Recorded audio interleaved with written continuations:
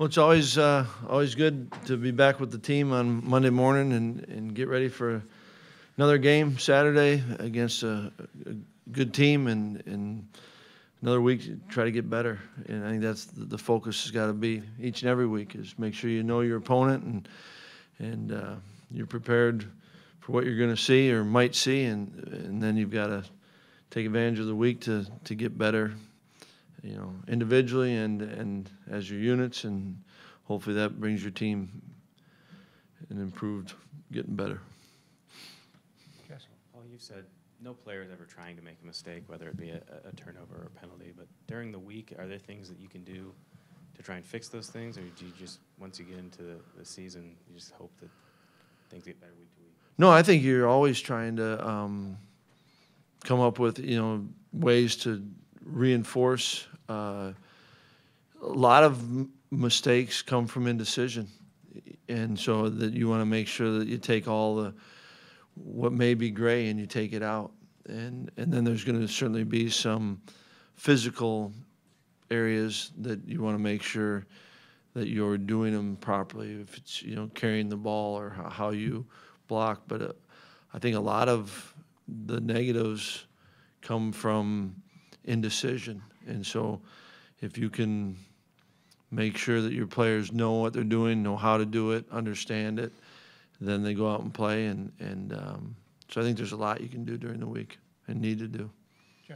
Paul, kind of getting back to T.J. Edwards' hit a little bit, the one thing I forgot to ask after the game was, did he do everything technically? He had his arms open to wrap up. I think he kept his head up, and it just happened to be.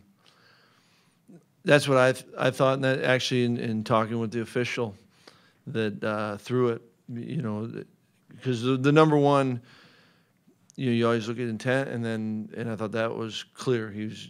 There was nothing dirty about it, and then you want to make sure are we teaching things the right way, and I thought he did just what you said. The number one thing for a tackler is you want to see what you're hitting, and you want to keep it up, and I think the way it all played out is what caused the situation, more so than some attempt. We've seen it, where guys are lunging or launching themselves or not seeing what they're hitting. Those are the ones that scare everybody. We're at the halfway mark here in the season. What's your assessment of how your team's played and developed so far? I think we've done some good things, and I think that we've got a lot of room for growth, and so we got to continue to have purpose to our work, and we need to get better. Tom? You're 6-0. You're 5th in the country. How do you? This is kind of uncharted territory for Wisconsin. How do you deal with that, especially with your team? I think you just try to, with everything, you try to put the focus onto the things that we can control, and maybe control's the wrong word there, but I think you just have to put your energy into the things that you can affect, and you're appreciative of all that's gone on to this point, but I think there's not one guy on this team that can't get better, and coaches included, and the focus is on finding a way to get better. And each week you have a test and an opportunity to play a game, and you got to be at your best that week. But I think big picture, you try to just put all your energy into the things that you can impact. Jason? Paul, do you feel like this is one of the deepest running back groups that you've had, and No. also did you expect to be able to rely on this many guys back maybe when the offseason began? Well, I think that I didn't mean to cut you off. It's definitely. I mean, we've had some good groups of running backs, and I like this group. I'm not saying that I don't like them, but there's a lot of. Wasn't too long ago we had 3 backs close to 1,000 yards, 2 over 1,000, 1 just a couple short, and I think you're going to see at the end of this year that I don't know how many position groups won't rely on a lot of guys having to play and contribute, and so credit to them that they've done things to where they can be in position to help, but we got to keep that group's got to keep getting better. Paul, there were a couple games outside of your region where games were lost because kickers couldn't execute, missed short field goals. Do you feel comfortable going into a game knowing that if you get a certain point on the field, you're probably going to at least get 3 the way Raphael is hitting the ball right now, or am I going to jinx it for you? All really well said. Why would you? There's not enough wood here. There's not. You know, Hoff's been good, and we need him to be.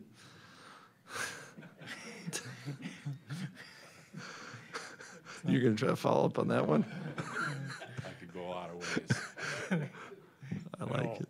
You're not a kind of look-ahead guy, but are you tuned at all to the college football playoff picture, what your strength of schedule might mean? Or, No. I mean, you've put yourself in that position. Not yet. That you're in the discussion. You know, I think what we've done is we've earned the right to play another game. And you know, I think that this team's got to, and is capable of being better. And when I say that, I know, I mean, I like a lot of things that they've done and we've done. And yet I think that all that, what happens at the end of the year is at the end of the year. And you just need to put your energy into the things, into the now. And the now is, you know, I think we had a good Monday. We'll have meetings today, and then get ready for this week. And then at the end of the year, you look up and see what you've earned. Paul Garrett Groshek had a couple big runs at the end of that game. What led you to think he'd be a good addition to the running back room? And I guess, has he progressed quicker than you would have thought since he hasn't played that position very long?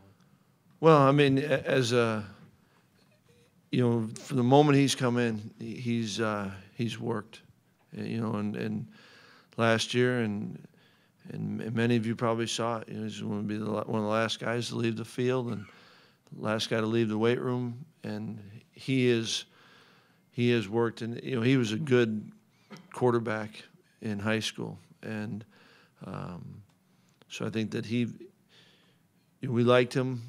And this spring, you know, where would be the best place for him?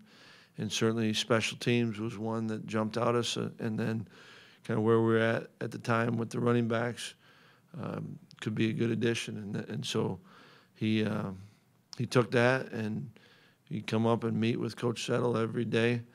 And so when there's an opportunity comes up, it's not like he's been preparing for it. And he will continue to work. You know, that's who he is, and find ways to contribute. And we need more guys that are going to have to step up and step into those situations. But it's pretty neat because he did as much as he could in his control to be as ready as possible, and then opportunity has presented itself, and he's been able to take advantage of that.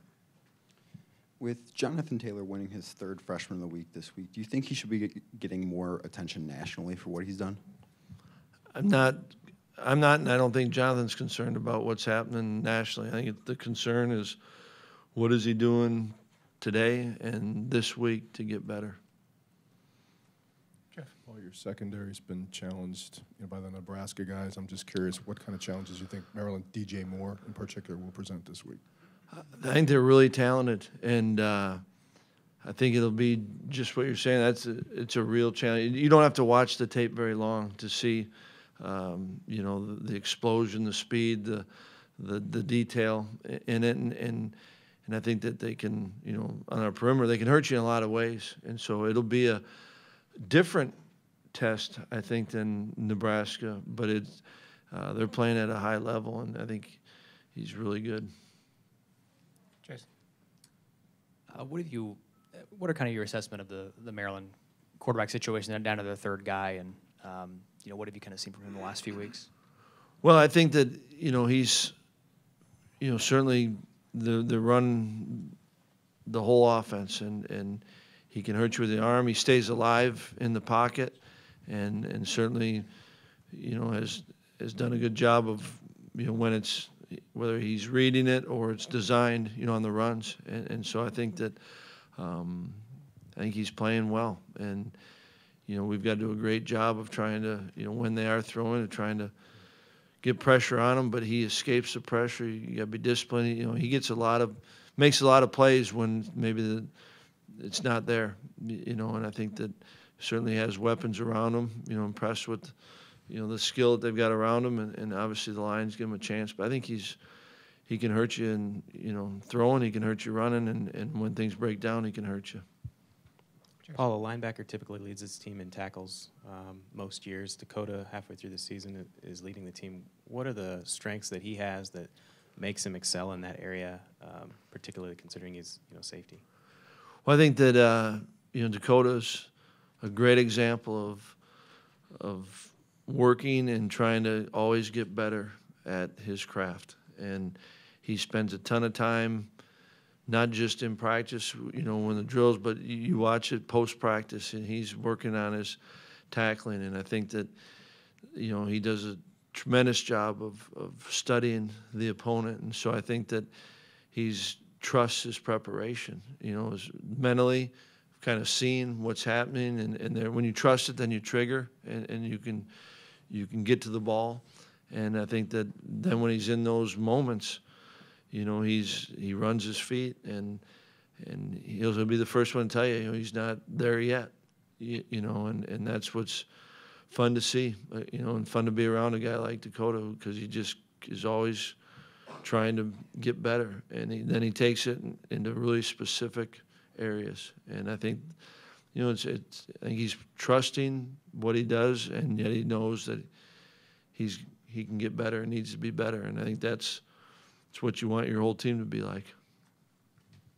Paul, I think before the season, you guys were pretty excited to see what Nick Nelson could do after watching him in practice. Has he performed consistently at the level you expected coming in?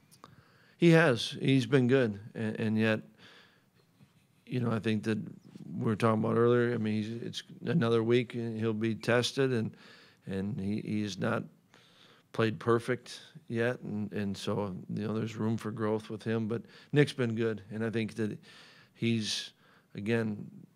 works in practice, and then if you work and you gain your confidence in practice, then you rely on that in games, and so he's been good, and yet I think he can still get better. Question for you on the Edwards hit and the targeting rule.